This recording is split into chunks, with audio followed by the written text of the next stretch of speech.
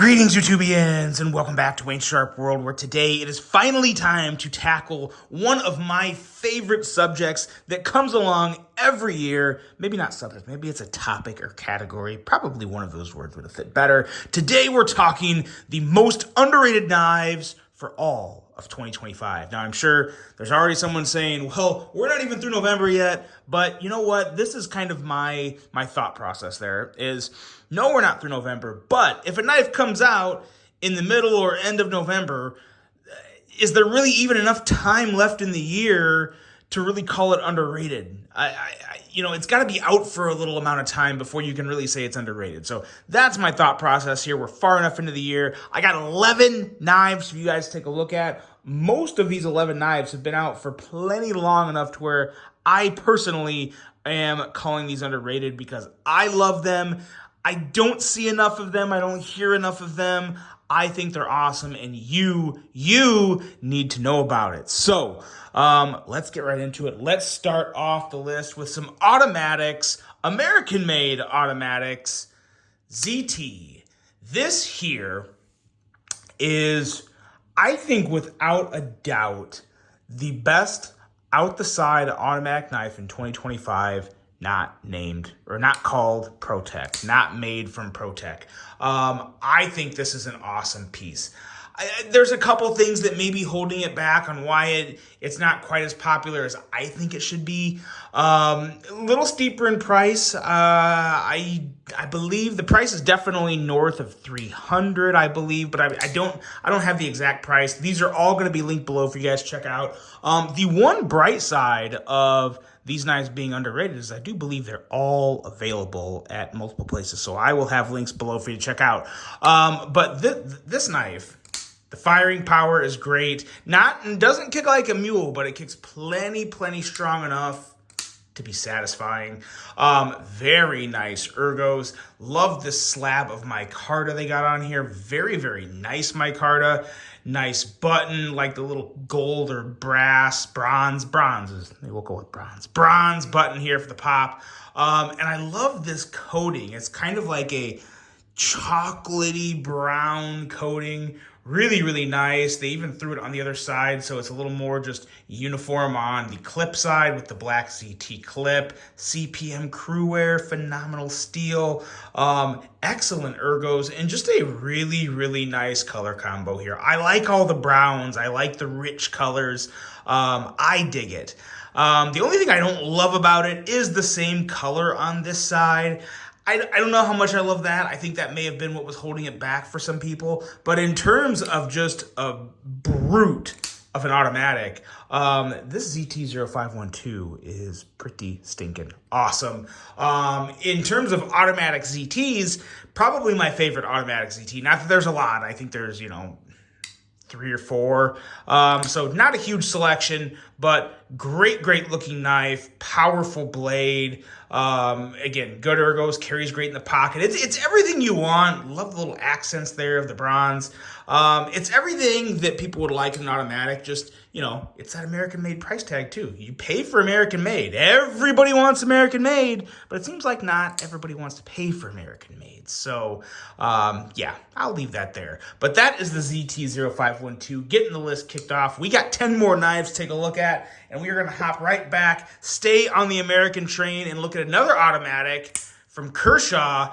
This one does kick like a beast, and some would probably argue this is the best automatic out the side opening knife not named ProTech for 2025.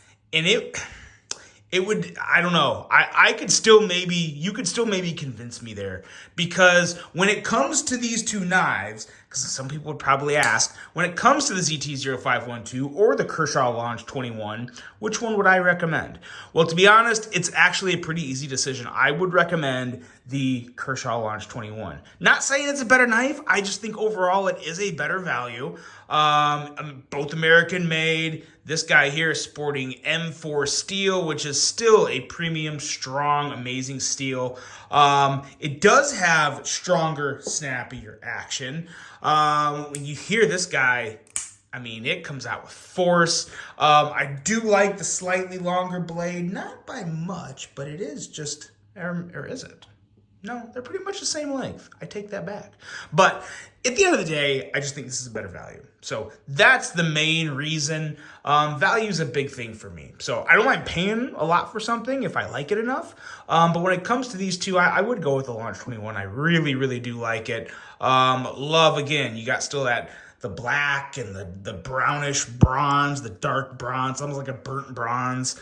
Really, really nice color combo. I love this texturized G10 they have here for the inlay. They did a great job with that. Carries well in the pocket, lefty, righty. There's really nothing to knock on this knife, guys. Very, very affordable. I want to say this is coming in around $160, $170 for American made. I'm never going to have a problem with that. The Launch series is it's just iconic at this point. There's so many good models, but this is easily one of my favorite. This would without a doubt be in the top 3. This could come in at the top spot too. I really, really love this piece. Nice, big knife, full handle, super, super powerful deployment.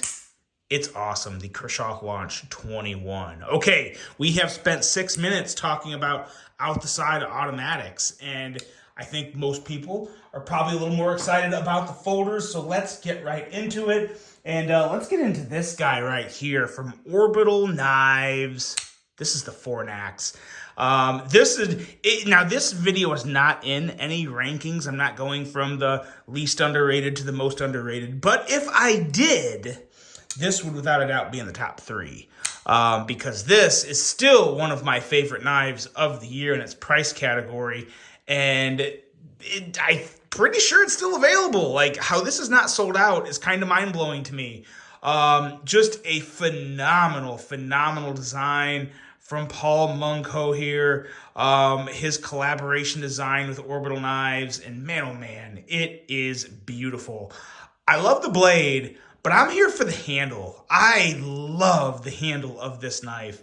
I love the lines. I love the little design tweaks and details they put into it. I really love this pocket clip, and I like how it feels. It just sits in my hand perfectly. This is one of the types of knives, or one of the knives that I would say kind of, for somehow, in somewhat of an odd way, it just fits in my hand like a glove. I mean, it just feels so, so good. Excellent angling, chamfering, contouring, whatever you want to call it along this handle. It's done very, very well. It feels amazing, nice, amazing frame lock on this guy. Manufactured by Kansept, if I remember right. Middle finger flicking action is on point. Excellent detent. Excellent, excellent detent for a frame lock. I've said it before, and I think everyone knows at this point, Kansept does a phenomenal job with frame lock knives. And I just love all of the stonewashed titanium and steel with the bronze accents. I think it's a thing of beauty. This guy was not crazy expensive either. I want to say it was under 200, 175. For some reason, 175 is coming to mind here. But man, oh man, it is an amazing one. If it's still available, this is one of the very few that I'm kind of questioning whether or not this may be the only one out of stock, but I think there's still a few crawling around. I will, of course, have it linked. If it's available, check it out. If you have any inkling, any interest in this guy, believe me, I don't think you'll be disappointed. I absolutely love it. The Orbital Knives Forax, still one you may see in the Knife of the Year awards. Just a beautiful piece from Orbital Knives. That is the Forax. Time to talk some Kansept. This here is the Nahual. And this is one of the weirder knives to come from Kansept this year, but it is one of the more interesting, enjoyable pieces for me. Now, I'm not necessarily referring to this exact model. I do kind of like how the Damascus plays with the carbon fiber, the gold carbon fiber, but they have this available in Magna Cut. Magna Cut is the main steel for this if you don't go with the Damascus version, and that's definitely the version I would recommend. I want to say it's coming in around, I can't remember. It's linked below. Definitely south of 200, depending on the version. There's multiple versions, and they do kind of vary. So just check the link if you're interested. But a great blade, nice shape. Definitely a sheep's foot blade, kind of getting me some, what am I getting vibes of here? I kind of get like Biblio vibes with the ergos, but then of course doesn't have quite the tip that the Biblio has. A really unique looking piece though, with the harpoon, makes a great place, landing spot for the thumb there. You got a nice finger choil, excellent crossbar lock action. I've said it before, Kansept does a lot of things really good. Crossbar locks are one of their more expertise areas, I think. I think they do an amazing job with crossbar locks. And at the end of the day, just a really unique looking piece here. Nice, fun blade shape, great ergos, nice clip. It's typical, very, very good Kansept, and I think a lot of people slept on this particular model. So if you like Kansept, if you like sheep's foot, if you think this is just interesting, definitely check this one out. I do like this one a whole lot, the Kansept Nahual. Next up here, we got one more Kansept to take a look at. This one is a little more practical. I think will appeal to more people. This is the Raven, designed by Vince Rizzo of Blackbird Blades. I love this knife. I love everything about it. I love how the clip flows with the inlay. I love the black and silver. I think the only thing that may have held this knife back was it's a drop point, thumb stud, frame lock knife. I don't know. That's the only thing I can think of is, it is still unique. It doesn't necessarily remind me of a bunch of other knives, but it just kind of has that similar design concept that we've seen for a long time. But I will say, it's executed to perfection. The frame lock isn't like, yes, it's a frame lock, but it kind of has the inlay of the micarta, of the carbon fiber over part of the frame lock. So it has a different feel in hand. It has a different appearance, a different kind of design aesthetic that I really enjoy. I love the flowing lines on this guy. Again, no issues with this. This could be a really, really good EDC for a lot of guys and girls out there. 20 CV blade steel, and just a very, very clean, handsome design. Big fan of this. Without a doubt, one of my favorite Kansepts of the year. I do like this considerably more than the Nahual you just saw. I would probably put this in like the 3 spot if I was ranking Kansepts for the year. Really, really good. And this would go up against, a lot of other knives from Kizer, from Vosteed, from Artisan Cutlery. I mean, this is still a really good piece. Would highly recommend checking out the Kansept Raven. Going from Kansept to Sencut here. I only have one Sencut, but this guy right here, the Skelfin, this is a unique little cool piece, especially from Sencut. It kind of has like steak knife combined with fillet knife vibes. And just, of course, really, really nice button lock action.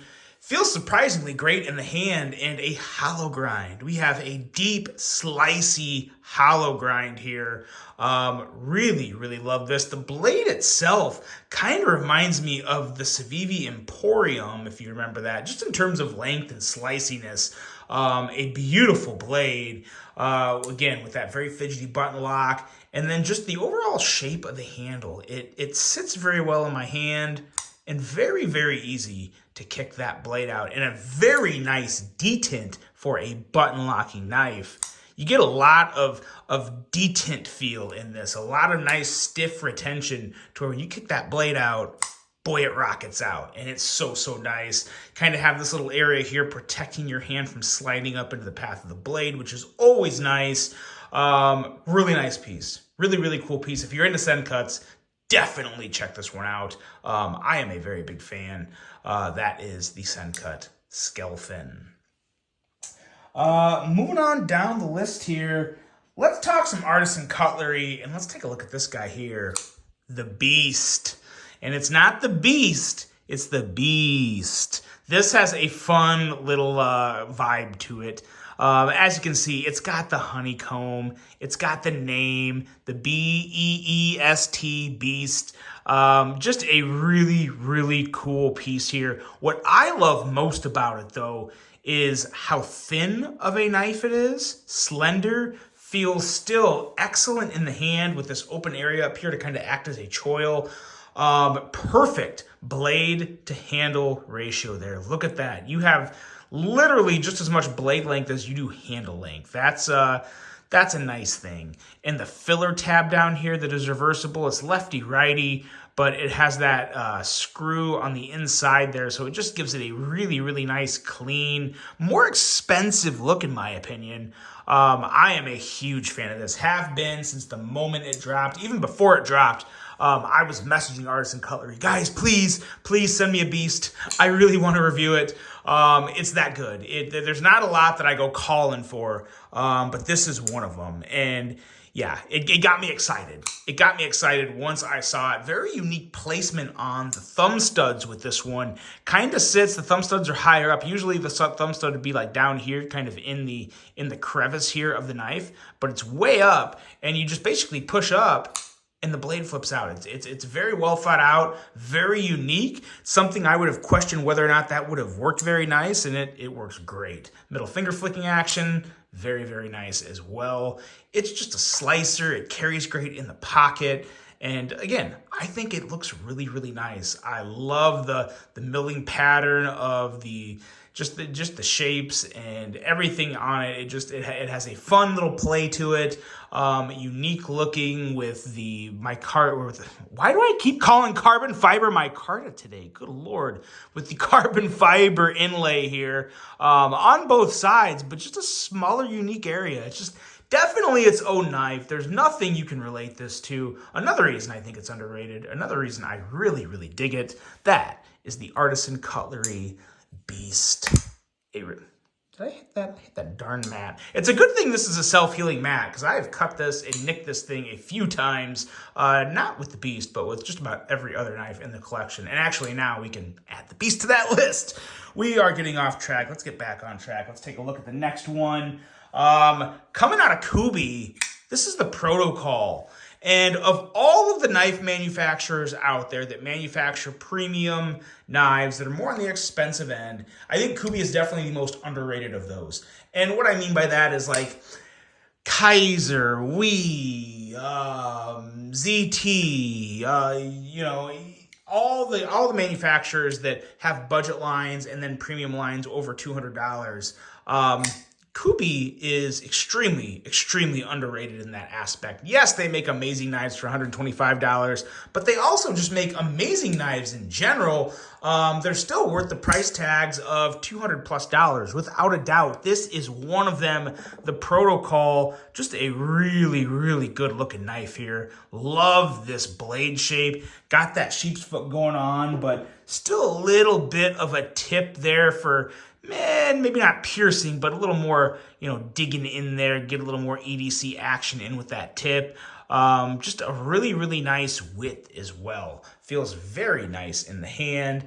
The detent on this is on point. The front flipper is very satisfying because it's easy, but you still get the detent feel, and the force of the blade, the thickness, the size of the blade, it just comes out with some good power. Really, really nice. Excellent pocket clip here. I love the clip on this guy. A little bit of roundness here, which you feel in the hand. It kind of helps just, I don't want to say add cushion, but it adds a little more of a rounded contour feel to the clip side, which is very nice. Clean, simple, subtle design, but man, oh man, is it a good one. M390 steel. And of course, I have a discount code with Kubi that I've mentioned to you guys before, but I've never really specified. It is good on literally every Kubi. Budget or premium, it's good on the $250, $40, $30 knives. It's good on the $50 knives. It's good on all Kubi knives. WW20TB. It'll be in the video description. If you pick up a Kubi, use that code. Save 20%. Why in the hell wouldn't you? But yeah, that's the Protocol. Another massively underrated knife for 2025. We got 3 knives left. We are cooking. And Bestech Man was cooking with this design right here. This is the Lanza. This thing is just thin. It is thin. It feels small.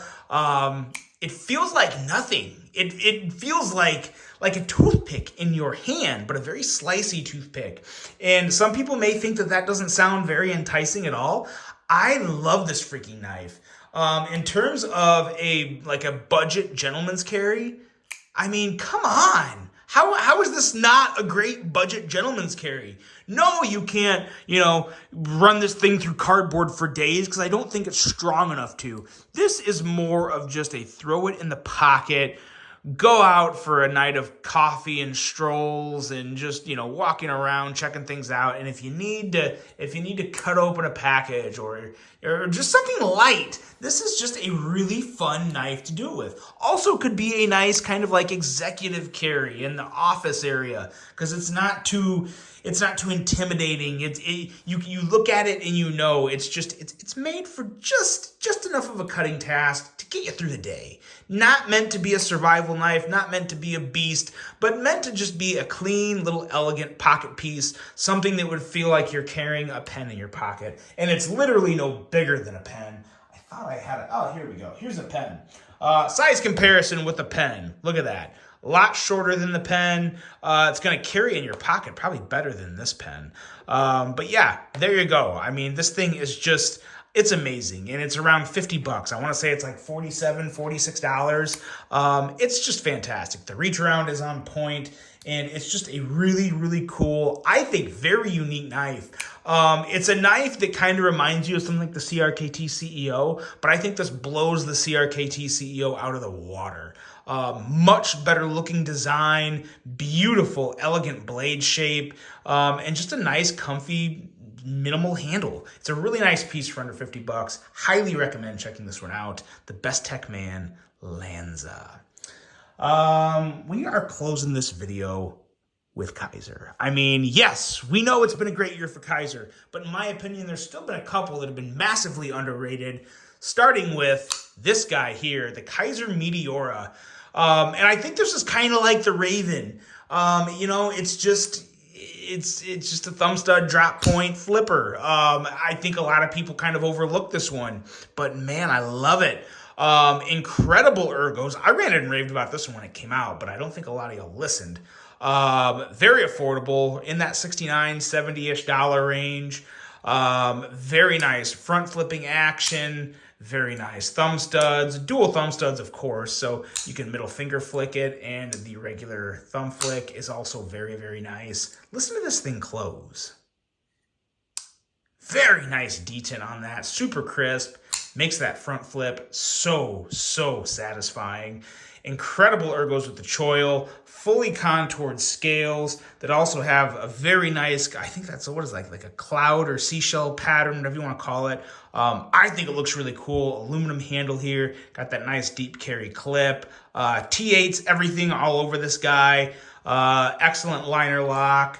Just a very, very nice piece from Kizer. Without a doubt, one of the most underrated Kizers. Maybe very, very, very possible that this is the most underrated Kizer of the year, the Meteora. And if it's not the Meteora, it is definitely the last knife on our list, the Seagull. Now, when it comes to the Seagull, I think it's another one. It looks very simple. It looks a little generic, and I think that might have turned some people off. But what you will love about it is the slightly thicker handle, the fully contoured micarta scales, the nice slicey hollow grind with the nice sharpening choil, with the good finger choil. It just sits in your hand really good. And of course, it is a little fidget monster because you can front flip it easily. You can give it that reach around on command. You can do a middle finger flick. And of course, you can do a regular flick with the very nice flipper tab on there that makes flipping it very fun. And can you? I think you can. Yeah, you can do the lighter flip on it as well, or the lighter flick, I should say.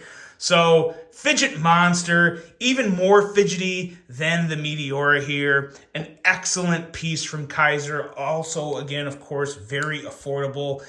And that's a list, guys. That is my most underrated knives of the year. Here's just a few I'd highly recommend checking out. The Forax, the Seagull, the Meteora. Well, let's pull one more up here. Let's give Vince a little more love here. The Raven is a fantastic piece.